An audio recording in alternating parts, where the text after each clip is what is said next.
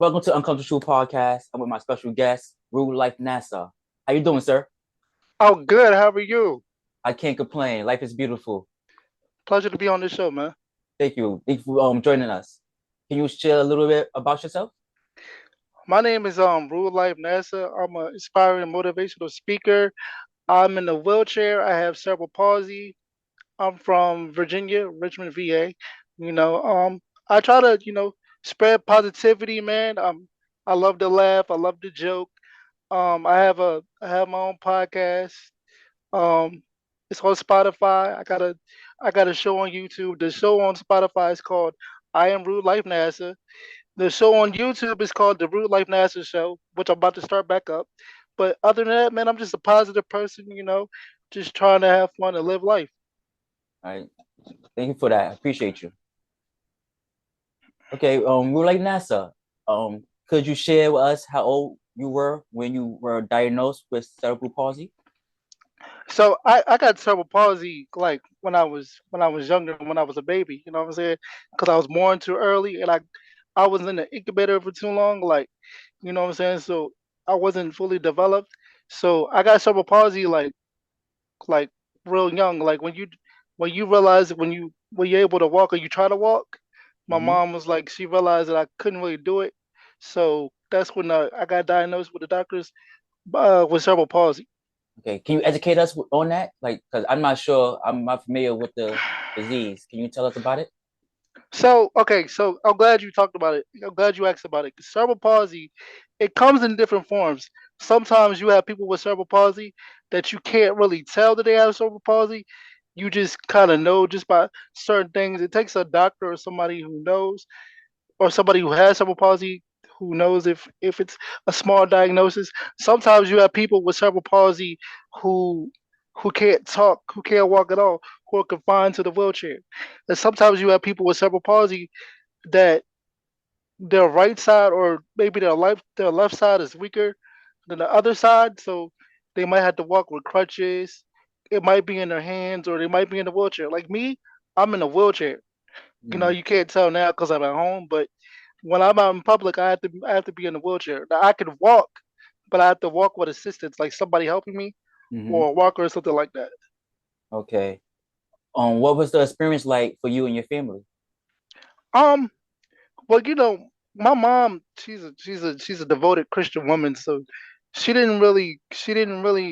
I mean, it might have hurt her, like made her sad back in the day to see that her child has cerebral palsy, but she never really let it affect me. She wanted me to be treated like a regular person. She looked at me as a regular person, you know what I mean?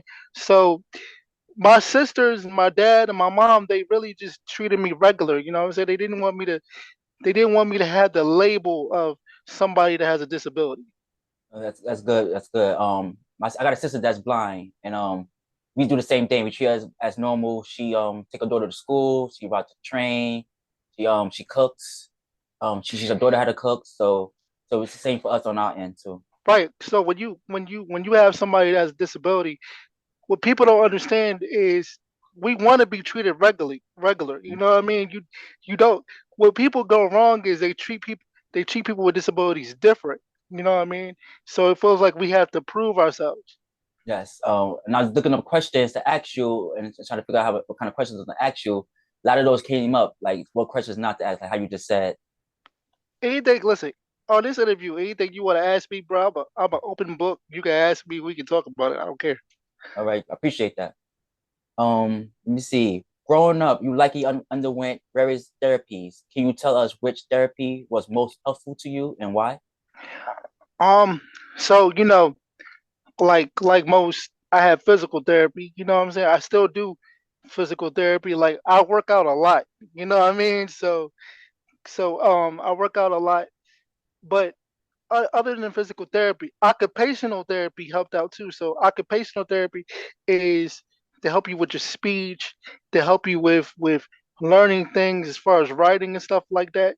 Physical therapy it helps out too, but occupational therapy will help you get through the world. Get through the obstacles of life. Okay, that's good to know. As someone who navigate life in a wheelchair, what been the biggest challenge you faced? Um, this gonna sound weird. I think, see, because I'm very secure in myself. You know what I mean? So I think the biggest problem or the biggest challenge that I've had to navigate is like allowing people to accept me being in a wheelchair, because a lot of people, they don't know how to handle people with disabilities, Mhm. or they look now, or they do too much. Like certain people, like people try to be there for you, but they might do too much. And like, so my mom, right? Even though she's taught me to learn to do things on my own, she's still a mother, so she wants to. Her motherly instincts is to come and hold me every chance she gets. And I'm like, Mm. nah, mom, I got it. You know what I mean? So you got people around you who don't know how to handle people in a wheelchair, probably because they never been around it for real. Because I've noticed a lot of people don't really have friends or don't really know too many people that have disabilities. Okay. What lessons did you learn along the way?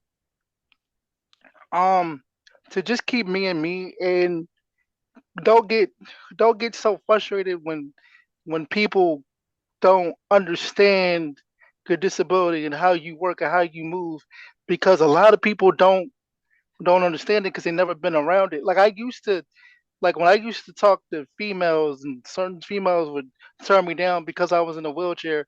I used to be that dude. Why are you turning me down? You know what I'm saying? I'm better than Mhm. him. I'm a good dude. This, that, the third. You just got to give me a chance. But then I just realized, yo, they probably never been around it. You know what I'm saying? But I Mhm. can't change my personality and change who I am because they don't understand what they haven't been around. Are physical relationships difficult for you?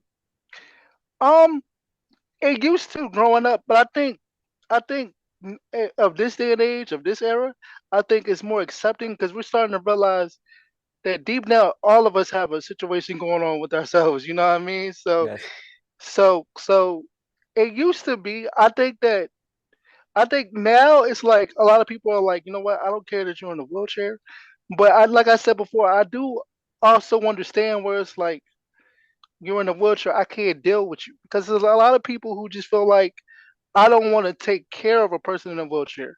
That's Mm. the problem that a lot of people have, is because they see the wheelchair and they feel like they got to take care of a person. But it's a lot of people on wheelchairs, disabilities. Like you said, your sister is blind, right?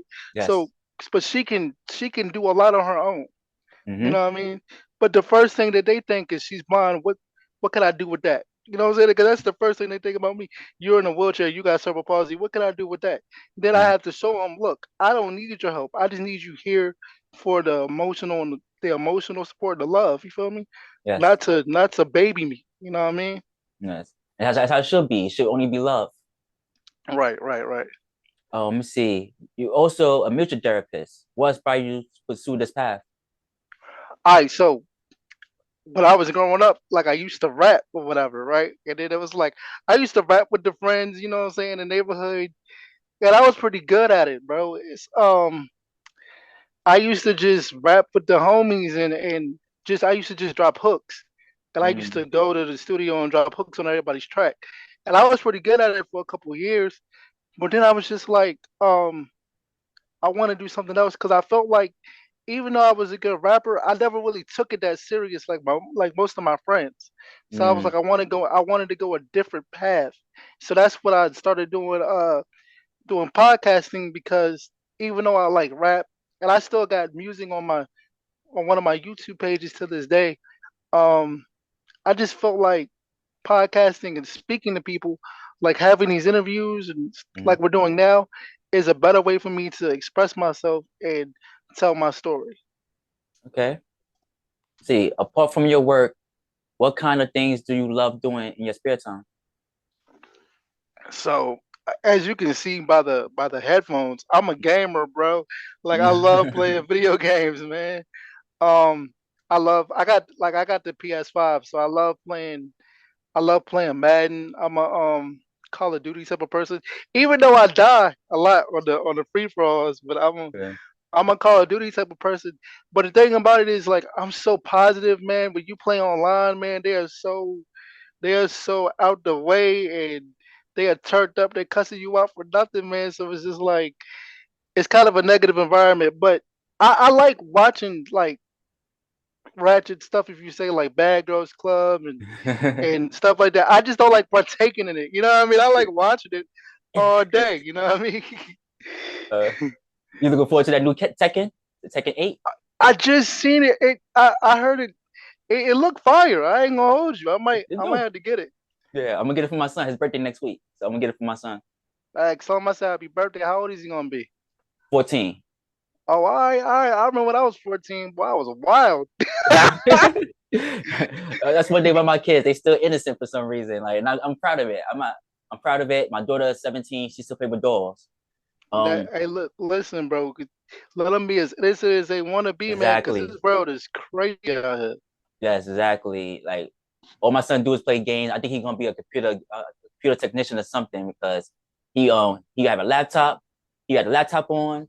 He had the computer on. He had the game on. Plus, he have his phone all at the same time. I don't know how he do it, but he multitask like that. Man, I tell people all the time, I'm about to normalize staying at the crib and just being chill and being around your girl or getting money as far as going to work. There's nothing wrong with going to work because like when I was 18, bro, I had a job. Like I wasn't trying to do the street stuff or nothing like that. I had a job. Like you know what I'm saying. I used to work and then go to school or whatever, but I was making my own money, so I'm trying to normalize bringing that back. You know what I mean? Yeah, Like I see that. I see. I've seen an ad today on TV on commercial.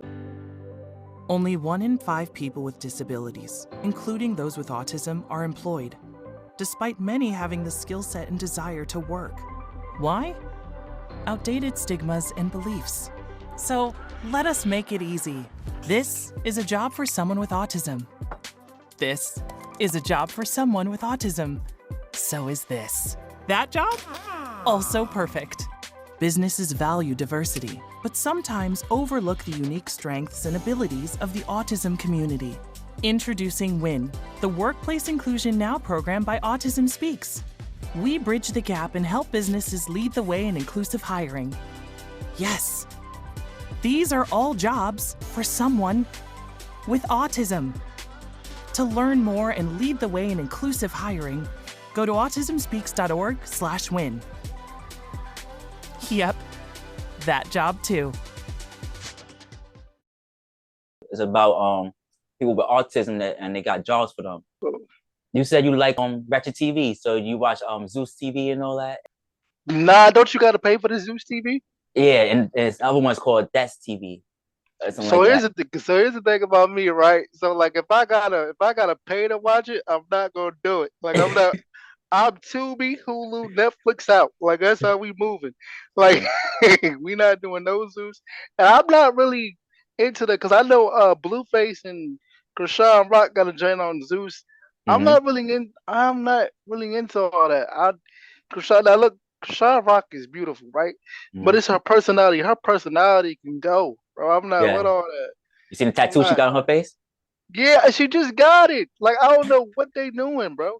One minute she hate the dude, next minute she getting a tattoo. Where So I'm this, cool off that. yeah, influencers they different now. Yeah. Are there any hobbies or interests that bring you joy and fulfillment other than the gaming? Uh I'm a big sports person. I love football, I love basketball. So growing up I used to do there's this thing called Rainbow Games, which is like the handicap Olympics or whatever.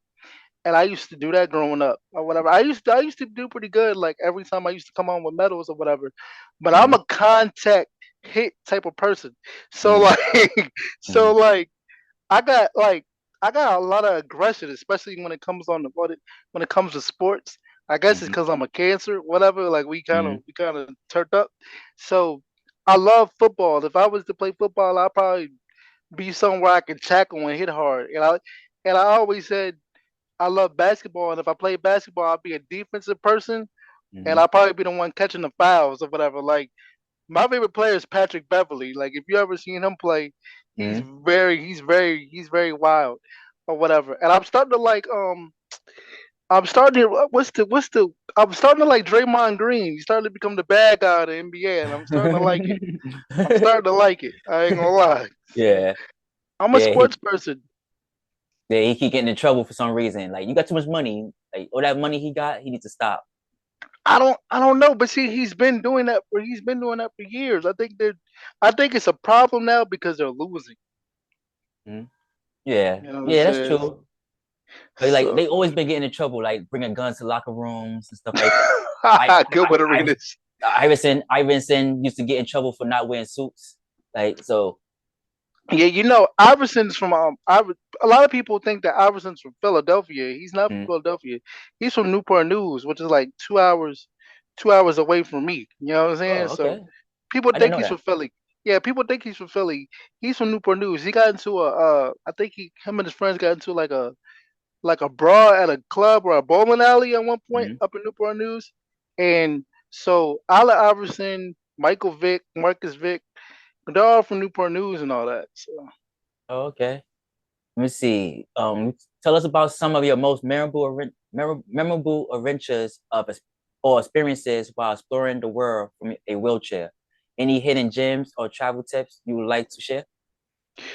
any memorable things about me being in a wheelchair? Okay, all right, I got a lot. Okay. Memorable adventures, like traveling around. Like, what did you see? What did you like? Like, what was the experience All like? right, so look, so I don't do a lot of traveling because I don't like planes and all that.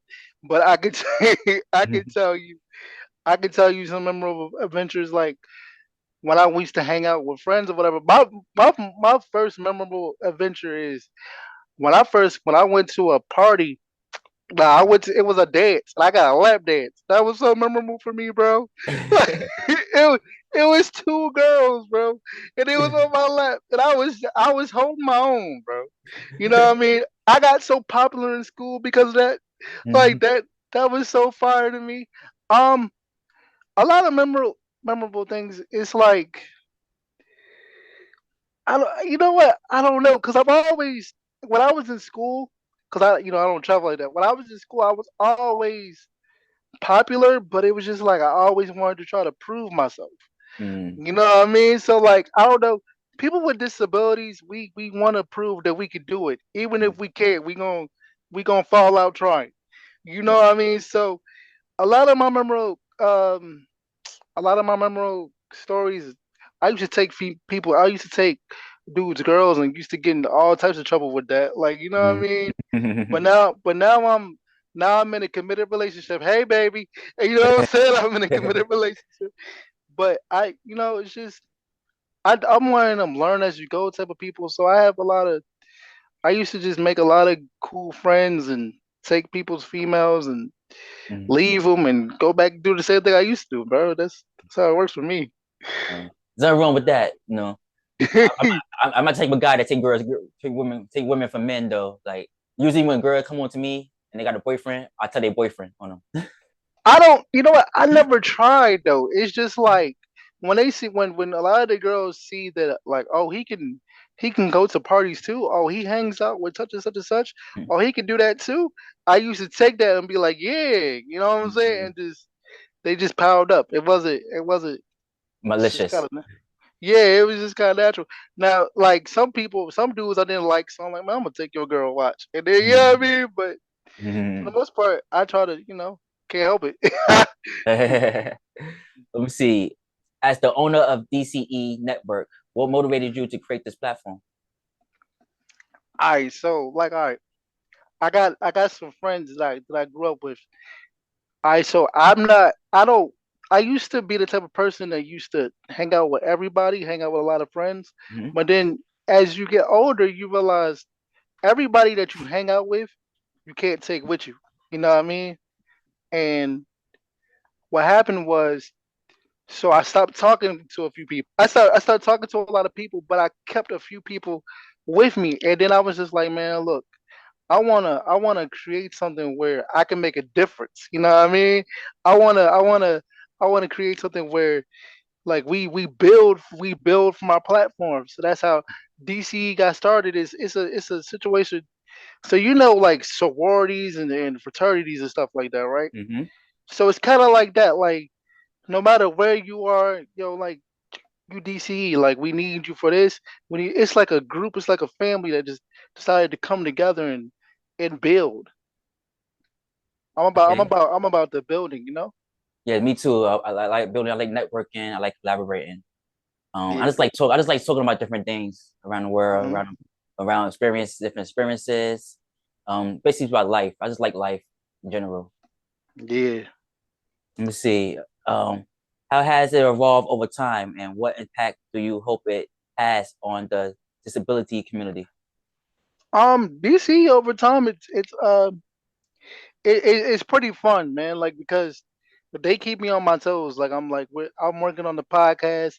They always tell me keep going, bro, because like we like Mm. what you talk about. You like the handicapped Dr. Phil or something out here, bro. And and I hope that when people listen to my content, they like okay if he's going through it. You know what I'm saying? I know he understands what I'm going through because he's going through it. You know what I mean? I always wanted to be the voice for the handicap, not just the handicap. I want to be the voice for the people who are afraid to speak, or the people who have a voice but it is not loud enough. I want to be that loud voice for you. You know what I mean? That's how I always wanted to be. Yes, and that's why I started my platform because I was watching so many podcasts and they wasn't saying the stuff I wanted to talk about, I wanted to hear.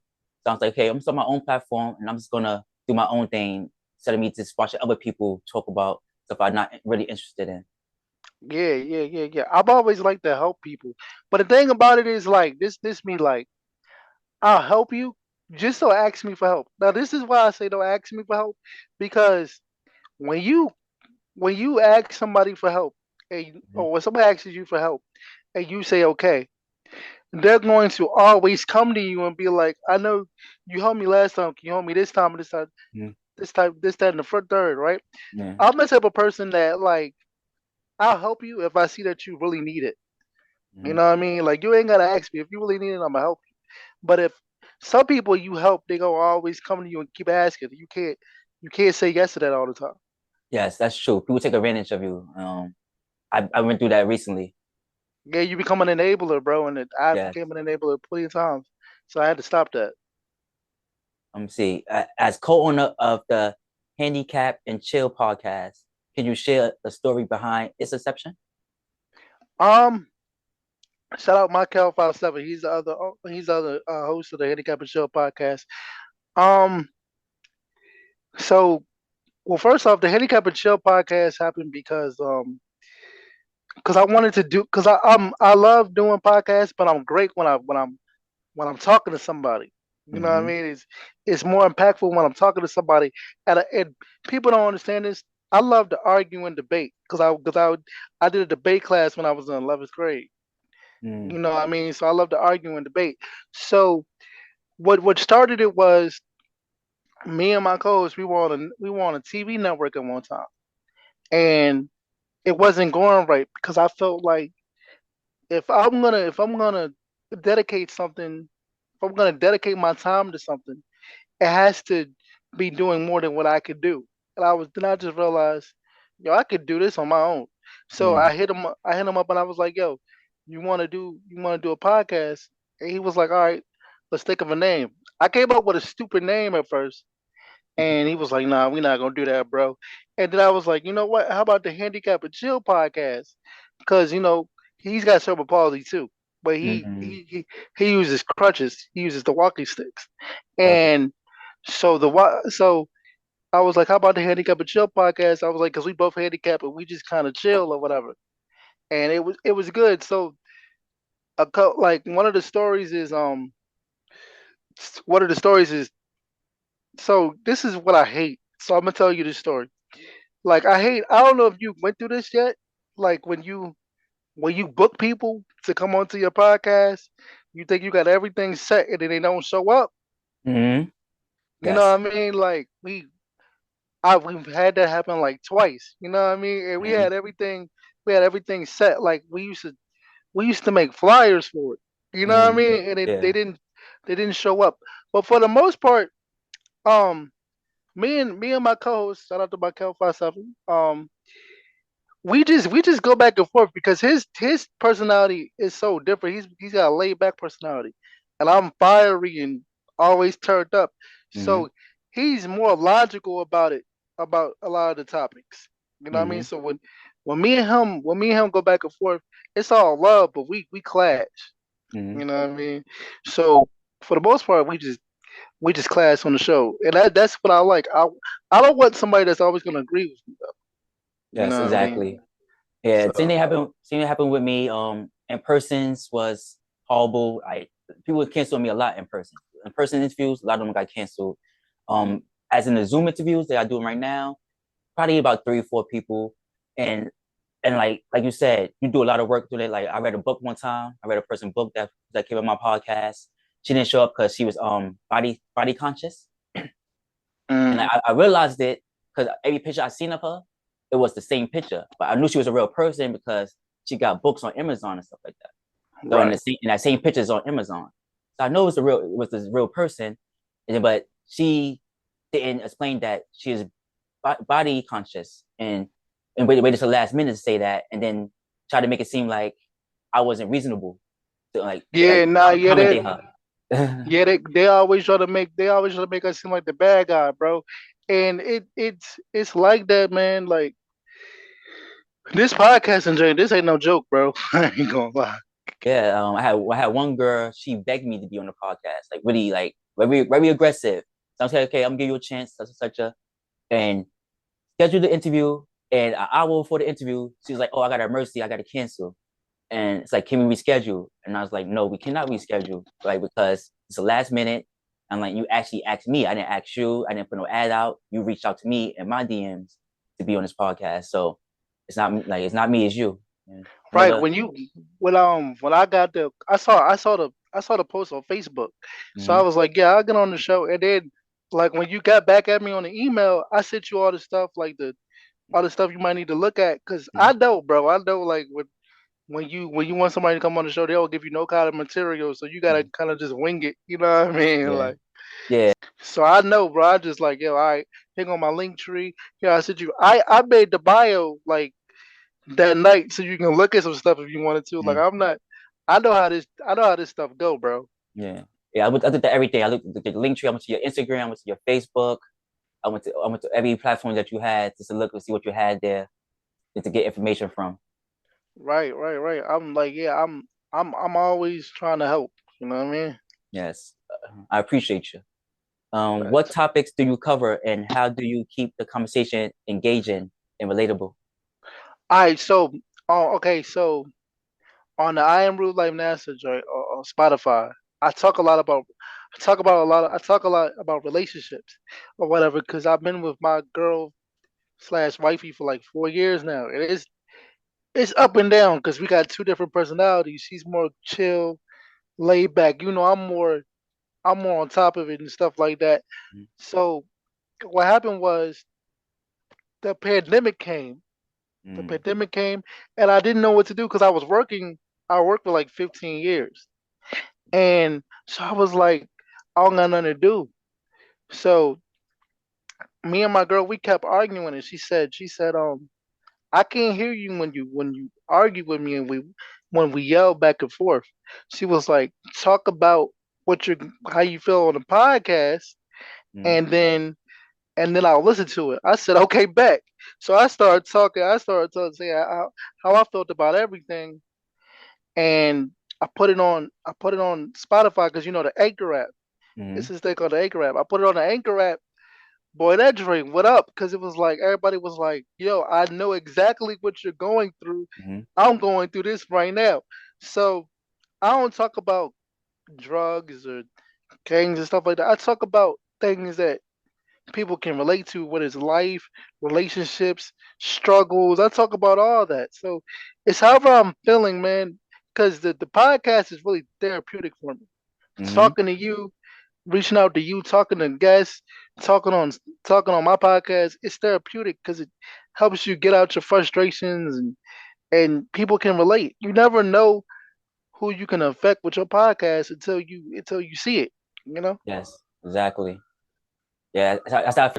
when I first was introduced to Andrew Tate. That's how I felt. Like everything he was saying was like resonating with me, with women and stuff like that. You know, him talking made me feel better about situations and made me figure out how to handle different situations. Yeah, and I always tell people like sometimes the best thing for you in relationships is to talk to somebody that's opposite of you, so you can see the other side of stuff. You know what I mean? Exactly. If you always talk to somebody that's like you only go see it one way. Yeah. I had a girl I was dating once, and she asked me, she's like, "Why you keep watching this guy? Why you keep watching stuff like this? This is gonna make your brain different and make you act different towards women and stuff like that." I'm like, the stuff they saying is true. Like I've been through this stuff. I'm like, so I want to know how to handle it in the future. Yeah. Just hate me watching Andrew Tate, Charles in Charge, Araco TV. She just hate me watching those channels on YouTube. Let me ask you a question. Like so, Charleston White. How do you feel about him? Charles White, I feel that he be accurate in what he's saying, but I feel like his delivery be too aggressive. The way he say stuff is hurtful and mean. But like I said, sometimes you gotta be mean, you gotta be savage to get your message across. I always say I'd rather hurt you with the truth Mm-hmm. than protect you with a lie. Cause it's like, cause sooner or later the truth gonna come out, and then you gonna look at me funny for not Mm-hmm. being real with you. Yeah. You know what I'm Yeah, and saying? like it's so true. Like watching these podcasts, like Charles White, Andrew Tate, um, women don't take accountability of their actions. They blame you for everything. I mean, even if they wrong, they know they got to be wrong. They know they wrong, but yet you still the bad guy. I said this on my podcast, and I wanted to tell people that I let my girl hear my podcast after I'm done, so I don't feel like so she don't feel like I'm hiding anything from her. Mm-hmm. I said because she's not used to having a good man until me. I said the reason why you act the way you act, it's just because I'm a good dude. You Mm-hmm. know what I'm saying? It's just because I'm a good dude and I don't do what your ex used to do because Mm-hmm. she's used to a certain type of way. Mm-hmm. She's used to the abuse. She's used to the always going back and forth, always always angry type of man. So it's like when you're used to that, you kind of go looking for that. You kind of start stuff because that's what you're used to, and you don't even know that you're doing it. I was like, yo, the reason why you act this way towards me is just because that's what you're used to. But Mm-hmm. I'm not that type of person. You know what I mean? Yes, that's so true. And I had several situations like that too, where like when I'm savage, like when I first meet a girl, I'm not too open. I'm not gonna pull my heart out. I'm not gonna say I love you, none of that type of stuff. But after a couple of months and stuff like that, I may really catch feelings. I may really feel strongly about this woman. And when I do that, they always end up leaving, or I end up gotta leave them. I had to kick girls out of my house several times. Like, yo, you gotta go. That's it. We done. Just get out. You know. So I'm different, right? So this me, right? Like when I met my girl like 4 years ago. Mm-hmm. I told her I was like, "Yo, you about to be mine. You ain't going nowhere. So tell all your dudes fall back. Like I'm. If I want something, I go get it. I ain't gonna Mm-hmm. hold you. Mm-hmm. When's your birthday, G? Mine's December 22nd. What you a Capricorn. Capricorn? Capricorn. I start the day. Oh, hey, my host is a Capricorn, bro. Y'all are so logical. It makes me mad. Like I ain't gonna. Like, I'm a Cancer. I'm a Cancer. So y'all are so logical. It makes me mad, bro. He's logical. He be like, yo, it's not that serious. I'm like, bro, it's serious to me. This is what you Yeah. know. Yeah. A lot of people tell me I always think I'm right for some reason. Yeah, y'all kind of got like this narcissistic attitude, not trying to, Yeah. because my brother's birthday is January 18th. He's a cap too, so Mm. I can't be around him more than 3 days. Like it's. You funny. All right. I got a question for you right here. What innovations or advancements in wheelchairs technology has impressed you the most? um, Jeez, that's a good question, G. Um, they're doing so much with the wheelchairs. Like I'm a speed person, so Mm-hmm. like back in the day, like the motorized wheelchairs used to be slow. Mm-hmm. So now you get a motorized wheelchair, you could dog on there drive on the street with it. You know what I Uh, mean? And like you got some wheelchairs that could stand up, like can like stand you up or whatever. mm-hmm, So I'm impressed with all of this technology because before I kind of feel like cerebral palsy was like a like a new thing and people didn't know how to take it. You know what I mean? Like so back in the day, people used to look at people with disabilities. Oh, he has a disability. Let's put him in a slow class. You know what mm-hmm, I mean? Let's do that because we don't want to deal with them. Now we got people like you said. Now you got people who got jobs for people with disabilities. I had mm-hmm, a job for 15 years. I was a host. mm-hmm, So it's to see how far things have come, whether it's wheelchairs, whether it's jobs, whether it's people, because more people are accepting of disabilities now, because a lot of people are just finding out, hey, this is whatever makes you comfortable. You are who you are. You know what I mean? So I appreciate that. See how far we've came. yeah. You mentioned that you like speed and the wheelchairs were slow and then they faster. So my next question is on that. Let me see. How do these developments enhance accessibility and independence? It really helps me out a lot because I don't like asking people for anything. Mm-hmm, Like I'll struggle before I ask. You know what I mean? Because it's like I don't know because I've always had this attitude where it's like I can do it. Or I've always had this attitude, especially now where it's like do it yourself before you ask anybody. mm-hmm, You know what I mean? So like I ain't gonna front. Like I went to a school for people with disabilities. It was called Woodrow mm-hmm. Wilson Rehabilitation Center. Look it up when you get a chance. It's called Woodrow Wilson Rehabilitation Center. It's for Okay. people with disabilities, and so they taught us how to be independent. You know, going there, I went there for a year. That was the best time of my life, man, because Mm-hmm. I was able to be around people with disabilities, whether it was cognitive means mental disability, or Okay. whether it was a physical disability, or I was able to I was able to be around people of all walks of life. They either were paralyzed because they were shot, car accidents, or they had muscular Down syndrome. They had autism. Some were blind, bro. It Mm-hmm. it was the best thing that ever happened to me, man, because it taught me, hey, even though you have this disability, Mm-hmm. you can still live a real life. Mm-hmm. You still are a person. And so I went there and I learned I learned customer service and business accounting. You know Mm-hmm. what I mean? Yes. So um like I said, the advancement is fire, bro. It's we've come a long way. And yeah, I recommend anybody who has a disability, if you have a chance to go do something like the Woodrow Wilson or Mm-hmm. something like that, I recommend it because we all need to be away from our normal, like you know what I'm saying, our family sometimes and people who people who are used to being around us Mm-hmm. so we can get used to other people. You know what I mean? I believe that you have to learn to get comfortable with being uncomfortable. Mm-hmm. You know what I That's so mean? true. Because if you just around your regular, like your mom, your dad, your sisters, and your brothers, they know how you are. They know what to Mm-hmm. do.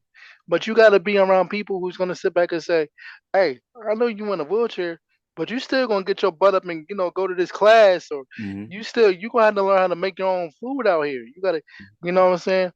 It taught any chance you get for anybody who has this disability, any chance you get to where you have to be independent and you have to figure it out on your own, take that, do that because you never know in the long run how that can help you. Yeah, so right about that. Let me see. You're an advocate for disability awareness.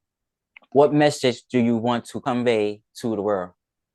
Um, like just because you have a disability does not mean that you can't live a regular life. You're still a person regardless if you have a disability because in some ways we all have a disability. In Mm-hmm. some ways we all are, some things that we all can't do. You know what I mean? Mm-hmm. Um, but You just have to keep moving. You have to keep rolling in a sense. You know what I'm saying? I'm in a wheelchair, keep rolling, put them to the you just gotta keep rolling, man. Um it's okay. Like when you don't ever be afraid to use your voice. Cause Mm, you never know how far that's gonna take you, bro. Like I said before, this is why I'm the voice of the handicapped, the voice of the people who are afraid to speak, man. Because I've been in them situations. I've been depressed. mm, I've been in a situation where it's like, dang, like why don't why don't people give me the opportunity? You know what I'm yeah, saying? You gotta just keep your courage, keep a smile on your face, never walk with your head down, never move with your head down. Just keep just keep going. You know what I'm saying? Everything's gonna pay off when it's time. that's great advice. Let me see. How do you address stereotypes on your platform? Um you know what? I like I rock with stereotypes because stereotypes is what you it's stereotypes mean to me. You think you know what it is, but you don't. So I gotta correct you. You know what I mean? But as a person, everybody gets stereotypes somehow, some way. I Mm, think that I don't look at it when you talk about me being in a wheelchair. I don't look at it as a stereotype. I just feel like you just haven't been around it. So I got to show you. Yeah, I can do that. I love proving people wrong, man. mm, I love proving people wrong, and I love to. Hey, this gonna sound crazy, but if you come at me with stereotypes, stupidity, I love to make you look stupid. mm, That's just me. It comes off mean or whatever, but I love to make a person who thinks they know something about me, and mm, not on no disrespectful type of term, but it's like when you keep constantly getting stereotyped. Oh, you can't do this, or you can't do that, or how do you do this, or you're not able to do that. I love to just prove you wrong, man. mm, And I've had people who sit up here and say, "Well, how can you do this? You're in a wheelchair. How can you go places with your girl? You're in a wheelchair." Like, bro, you can do anything in this world, bro. mm, You just gotta, regardless if you have a handicap, regardless if you got one leg, whatever. It's all about making life fit for you, making something fit for you. You can do anything in this world. mm. That's so true. When I was younger, I had my first real girlfriend, the first girl I ever had and I ever fell in love with. Her brother was in his 30s, and he was this he has I don't know what he had exactly, but he was bedridden. He was bedridden. And he's you could hear him a lot in inside the room. And my her aunt one time, I was young though. I was probably like 14 years old, 15 years old. I was very young. And her aunt asked me, "Would you have kids with her?" And I said no. And she said, "Why? Because her brother?" And I said yes. And she said, "That don't mean that y'all kids will be that like that." And that was like a mind blowing moment. Like she educated me on that situation. Right, because look, people think because I have cerebral palsy that if I have a child, my child's gonna have cerebral palsy. That doesn't exactly mean that. Mm-hmm. Like you know what I'm saying. You don't know. That doesn't exactly mean that could happen. Mm-hmm. But I'm not gonna sit up here and be like, yeah, that can't happen. Like, yo, okay. So you told me this story about when you was talking to a girl or whatever. Mm-hmm. So I'm gonna tell you this story before because I know the show's about to end. So I'm gonna end with something Like, funny. yeah, you good, you good. Go ahead, take your time. All right. So like I told you I was at Woodrow Wilson. Mm-hmm. So it was this girl. She had cerebral palsy too, but she was in a wheelchair. She needed a nurse. Mm-hmm. All right. So she was cute, little light skinned junk. You feel me? Little light skinned junk. She was cute. All right. But this is the first time that I've ever talked to somebody in a wheelchair besides me. Mm-hmm. Like, all right, so this gonna sound crazy, but a lot of people in a wheelchair, we kind of don't talk to other people in a wheelchair because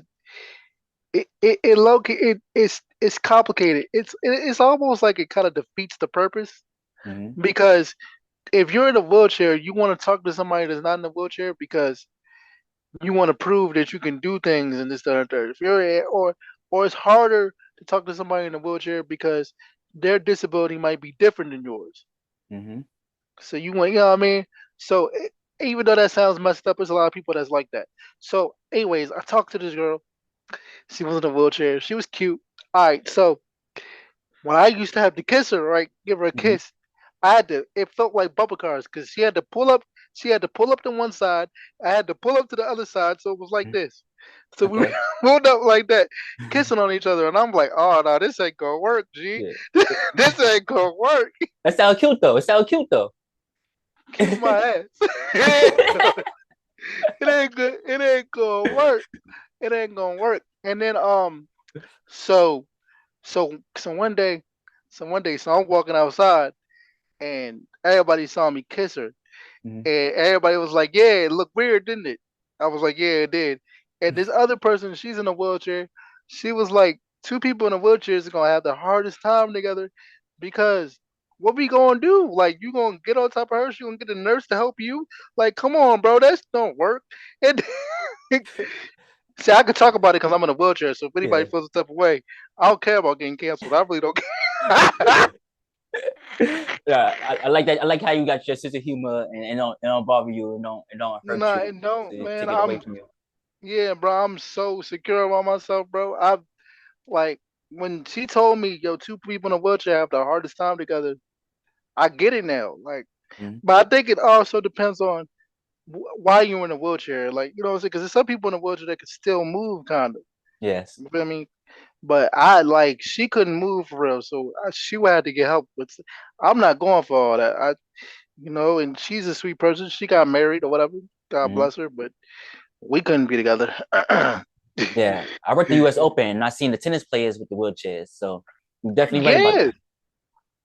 it's different, man. It's a whole community. It's a whole world. It's like a whole lifestyle of people in wheelchairs. They go Hmm. harder than people that walk. I'm not gonna lie to you. Yeah. Let me see. Throughout your podcast journey, who has been your favorite guest? What value, insight did they bring to the table? My favorite guest. My favorite guest. All right, so the Real Life NASA show was on a network, right? It was on a network. So it's the Queen's Talk TV. I'm no Okay. longer there. She used to bring guests on my show, and I talked to a couple country singers. I talked to a um I talked to a couple country singers. I was gonna talk to a movie director that made a movie, but it never happened. But the country, okay, now look. So the country singers, I don't really listen to country, but Mm, this is the opportunity of a lifetime. So I'm like, all right, I gotta take this. You'll be surprised, man. Like a lot of these country singers, man, they really take their craft serious. And just to, I like all my guests, just for the simple fact that when I interviewed my guests, I asked questions that kept them talking. You know what I okay. mean? Like, so you like a lot of these country singers, a lot of these artists, they got lives just like we do. You know what I'm saying? Hmm. They're just trying to use their music to tell their story. And a lot of these artists, man, they got a lot of good music and they can talk you to death on an interview. I ain't gonna Hmm. like one thing because I don't know how long you've been doing this podcasting thing. You One know what I year. mean? 1 year. All right, so this is what I'm gonna tell you because this is what I always do when I do my interviews. A little podcast game in the podcast game. Hmm. Um, when you do interviews, man, make sure you ask the questions that can keep the person talking. Like you Okay. don't if you don't know what to say, like if a person doesn't give you enough information for you to go off of and make questions on your own, Hmm. then make sure you ask that question that'll keep a person talking. Like ask them who's an important person in their life, and they'll start talking about that all the way through. Ask them their favorite type of what did they learn from their journey? Anything powerful. Ask them for something powerful, and they'll Hmm. keep talking. You know what I mean?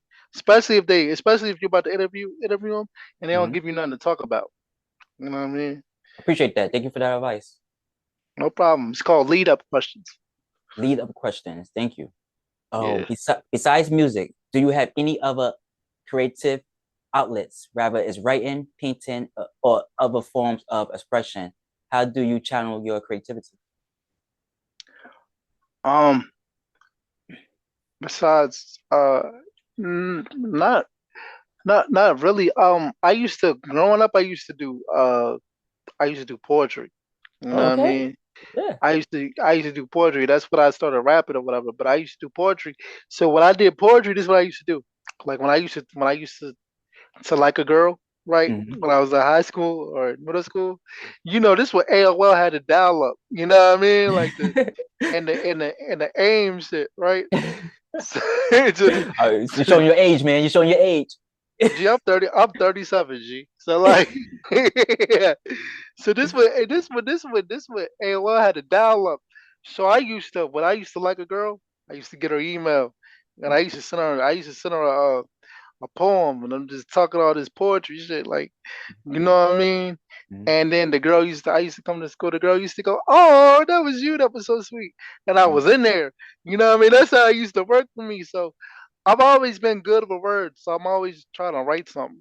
Mm-hmm. You know what I mean? Like it's just something I'm good at. Like I probably still would have been rapping, but then I kept hearing, "Yo, it's a target on rappers. It's a target on rappers. Rappers is dying out here." So Mm-hmm. when I started seeing rappers dying, I was like, "Oh, that's it for me. We going straight to podcasting." And it's been working ever since. I ain't gonna Yeah. lie. Yeah, like the rap industry is different now. Like for the Tupac and Biggie was going on, but like that was really fake too because they was friends. Biggie and Tupac, they was friends. It's just Yeah. that the media made it seem like they wasn't. But like nowadays, you got the drill rap and all that, the trill rappers. They just go on a whole nother level, and they got too much. Like we got too much money. If I had they kind of money, if I had $1 million right now, like I will forget about rap. I'm gonna go buy me a McDonald's. I'm gonna go buy me a car dealership, a laundromat, liquor stores. I'm gonna build wealth without even having to do music no more. Yeah, you gonna do something for Yeah, your community. I like that. yeah, yeah. It's like but a rapper, like we're not really benefiting your. They're not really benefiting the community. Like Little Dirt, he's not really benefiting his community with all that drill rap. Um, Soldier Boy on internet, popping jump to people. Blueface on internet, outing people secrets and stuff like that. This is not really benefiting communities, especially their communities. Right. So what if I tell you like podcasting is the new like rap industry? Because it seems like a lot of people are starting to take podcasting and get big deals off of it. No, that's true. That's true. If you got a following and like for example, Club Shay Shay, for example, Mm. like he's making a lot of money because people that come on his podcast or is going and making him go viral every single time. Especially that Cat Williams interview. That Cat Williams interview was Yeah. fire. Vlad TV. Every time he interviews somebody, they go to jail. It's You think he has something to do with that? oh, the questions he asks, yes. He asks questions that lead people into snitching on themselves. Yes. I mean, because all right, so we do interviews, Mm-hmm. right? So like before I do an interview with a person, before we go live on camera, Mm-hmm. I ask them, I say, "Is there anything that you don't want to talk about?" Mm-hmm. If they tell me, we can talk about anything. So when we say record and press play, Mm-hmm. it's a go, bro. Like, and if you don't want to answer he may ask all the questions that sound suspicious or whatever. You don't have to answer it. Mm-hmm. They answer it. ARM, he stood up here and told his whole drug connection on Vlad. You know what I mean? Yeah. Yeah. Boosie keep going up on the show. He getting paid to go on the show. Mm-hmm. So I mean, I don't know. I don't have so much hatred towards Vlad, bro, because Vlad's just answering the questions. Mm-hmm. As an artist, as a person who on the other side, you can be careful. You got to be careful what you say. Yes. Look, So yeah, you're so right about that. I totally agree with you. But look at even Keefy D, for example. He's been free for years, going to podcasts and stitch to himself. Now he locked up for Tupac murder.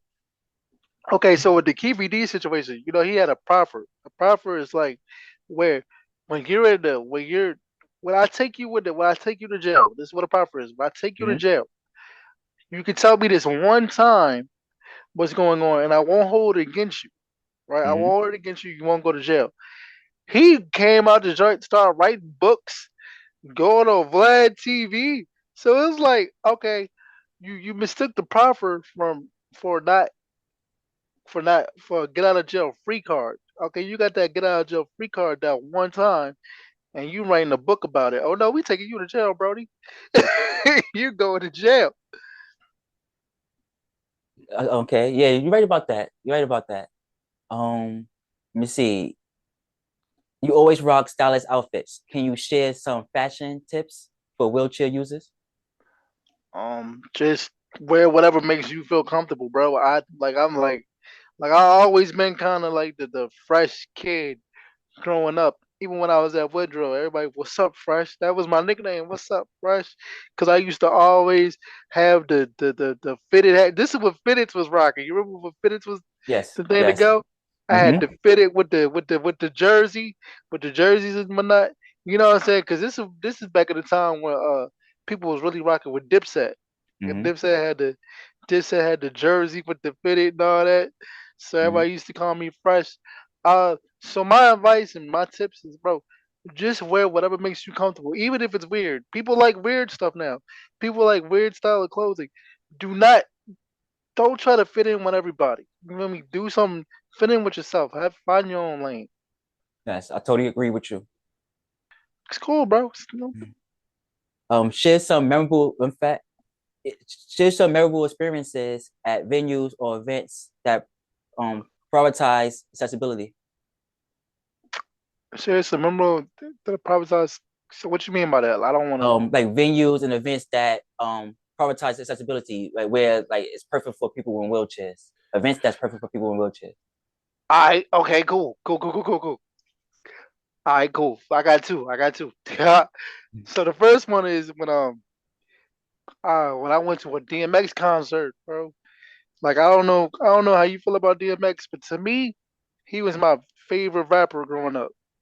You know what I mean? Like my favorite DMX album was "It's Hot." What is it's dark and hell is hot, or I think that's what it's called. But Yes. yeah, so I went to go see him at a concert, bro. And like handicap accessible, we had the top, right? So I felt like Mm-hmm. I was a king because I Mm-hmm. had my own little top spot, bro. And looking down at the crowd and just so I told you I could stand up. So I used to Yes. when DMX came out, I grabbed the bars and I stood up and I was just rocking back and forth with my hands going back and forth, or whatever. Cause Mm-hmm. that's DMX. That's the legend, dog. Yes. When we when he came out with the dun dun dun dun dun dun dun dun, dun that's how you know it was lit. I ain't gonna. It was lit, bro. I was jumping out my wheelchair, Mm. bro. My wheelchair went somewhere else. Like I had to stand up the whole day because my wheelchair went somewhere else. I couldn't find it, but I didn't want to leave because it was DMX. Another time, another memorable experience, especially with me being in a wheelchair. You know that, when you go to like the amusement parks, like the people in the wheelchair get in front, right? Yeah, I didn't know that. Yeah, like we get in front. Well, it used to be, it's so many roller coasters that's so big that it's like it's not safe to get on a roller coaster. It feels like, bro. Mm. And so so so you used to be able to get in front or whatever. You used to get first dibs, bro. I used to love that, bro. And being able to go to the movies and get in a certain place and when I went to the clubs back in the day, like they would just let me go in. They didn't check me because they felt like if they checked you, it's a lawsuit. So Oh, for real? yeah, because So, they don't want to like take you like check you or take you out your wheelchair or anything because if mm, something happens to you, like mm, they're held reliable and a lot of people don't want to send somebody in a wheelchair to jail or to the hospital because the jail's damn sure don't want to deal with you in yes. a wheelchair. You know what I mean? So Did you see that video of the cops putting the guy at the car? And he kept telling them that no. he kept telling them that he's paralyzed. He can't. I got you. He can't walk. I got you. Hold your feet. I can't. I'm paralyzed. I have this. This could have been a little easier, you guys. It's up, man. You know what I mean? He can't walk. It's like, get out the car. And like we don't get out the car, we're gonna pull you out. He's telling him like I'm paralyzed. So they pulled him out and they realized he's really telling the truth. Then they set him on the floor. He's like, "You still gonna stick me on the floor?" Like, and they realized what was going on, and they put him back in the car. But Yeah, I think that was a lawsuit over that too. I think you got a lawsuit over that. yeah, because all right. So the reason why the police probably did that is because at that time they don't know if it's the truth or not. You know what I mean? And I'm starting to realize a lot of these police, right? Their Mm-hmm. adrenaline be their adrenaline be pumping. You know what I Mm-hmm. mean? And they really don't. A lot of police are kind of scared of black people, or scared. Mm-hmm. You know what I mean? And scared of people in general because you never know what could happen. But they do need to have better training Mm-hmm. to handle situations like that because something really could have happened to that dude. You know what I Mm-hmm. mean? Like, Yes. and you know what I mean? And he got a lawsuit because he kept saying, because you know they got the body cameras. Mm-hmm. So Yeah. he kept saying on camera, I can't get out of the car. I'm paralyzed. Mm-hmm. And they continue to do it. So they realize, oh, shoot, he's Mm-hmm. actually paralyzed. This is gonna be a problem for us. Mm-hmm. You know what I Exactly. mean? So you never know, man. Exactly. It's And crazy. you're so right about police being so scared. For example, this was years ago. I probably was in my early 20s, and I went downstairs to get Chinese food. I had slippers on. I went downstairs to get my Chinese food for delivery, and I see the paddy wagon pull up. I'm like, oh man, they about to mess with me. And I live in a projects at that time, so they could put the key in the elevator, and the elevator could come right downstairs. So I'm like, I'm taking the stairs because I don't want to put the key in the elevator and bring me back downstairs. So I ran up the stairs. I lived on the 6th floor.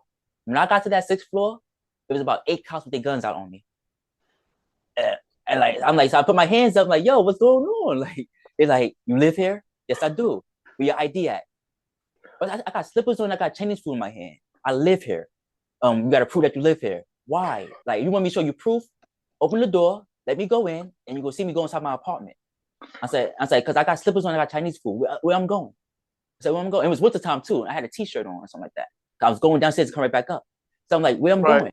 They said, okay, you can go ahead. And they opened the door for me. I went in the door. They watched me go inside my apartment. But like, they could have killed me in that staircase because they were so scared. It was 8 of them. I, Like, yeah, like I said, I feel like the police should need better training, bro. I feel like it's a mistrust between the community and the mm-hmm. police. Like the community don't know who to trust. The police don't know who to trust because the police feel like if I go and I try to help you, it's a chance you can kill me. You know Mm-hmm. what I mean? And the community feels like I can walk outside my apartment. It's a chance you can kill me. So I think that it needs to be special training. I think that the police and the community, people of that community, need to sit down and have a conversation. It's not we don't communicate enough. Exactly. I totally agree with you. I mentioned the U.S. Open. So my next question is based on that. Have you ever participated in active sports or watched wheelchair sports or events? Yeah, I was a assistant coach um um on a basketball team. It wasn't like a handicap basketball team, but I was an assistant coach. And when I was in high school or middle school by fault. Um and then we back in the day we had this thing called Rainbow Games. Mm-hmm. It was like handicap Olympics. They call it handicap Olympics now, but it used to be Rainbow Games. I used to do racing. I had like a wheelchair. It was blue. I had a Mm-hmm. blue wheelchair, one arm because my left side is stronger than my right side. So Okay. one arm racing or whatever. I used to have all types of medals. I'm a sports person, bro. I love contact. I love competing. I love to compete. Is handicap Olympics or Special Olympics that you mentioned talking about this now? They're Or they called Special ones? Olympics now. They're called Special Olympics now, but they Okay. used to be called Rainbow Games. Oh, okay. I didn't know that. Yeah. This is my last question for you. Are there any exciting collaborations or projects on the horizon? And can you give us some sneak peeks? Do I have any assignment? I have a. I got a. I don't know if I want to say it yet. I got a couple projects out now. Okay. If you go to the DC network, I got dedicated to my community. I got what else? I got dedicated to my community. I got I am forever DCE. Like all those projects that I got on my DC network or YouTube, they're my projects. I'm really just speaking my truth. Um, it's motivation. I try to speak motivation. I try to talk relationships. I try to talk real life. So anybody can go on to my YouTube channel, which Mm-hmm. is like my team and my label or whatever, Mm-hmm. DC Network, to check out all my stuff. I don't have anything coming up right now because I just finished like 2 projects. So Okay. so Congratulations. appreciate it, man. Go to DC Network. I know you probably seen it before. I sent you the link. Yes. I looked at everything. So yeah, I'm definitely gonna look at it again though. Don't worry about that. Yeah. Go ahead and subscribe to that. I'll have more things coming soon on that. I'm just working, man. I love doing this type of stuff. So You got any last words for the audience? um, listen, bro. It's been a blessing to come on this show. I just want to tell people, just stay focused, stay blessed. Hard times do not last. Real people do, man.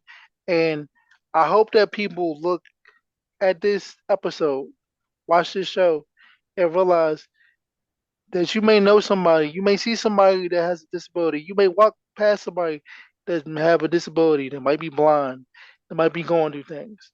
Just because he physically looks like he can do something, or she physically looks like she can do something, that doesn't mean that she can't. She can't.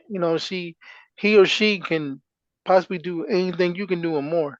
Just before you judge a person, before you judge a book by its cover, make sure you down to read it first. Mm, You know, that, that was deep. Appreciate that. no problem, man. I also want to thank you too for coming on the show. Like it's basically a blessing to me. Because getting guests, um, open up, open up freely and express themselves. It can't be hard. It got to be hard for them, especially for somebody like you. It got to be hard for you to talk about something like this. It's not that hard, bro. I just live my truth. I just believe in living my truth. So anytime you need me to come up and talk some more, whatever, whether it's a just one on one or you want to have a discussion panel, I'm down to do it. So just let me Yes, know. I'm putting one together now, so you definitely get the invite. I appreciate you for that. Appreciate that, man. Always. All right. Everything will be all your descriptions will be in the bio too, in the description, so everybody can see all your platforms too. Jeez. All right. Thank you so much again. No problem, man. Thank you for watching Uncomfortable Truth Podcast.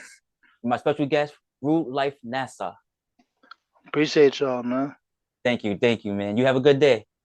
You too.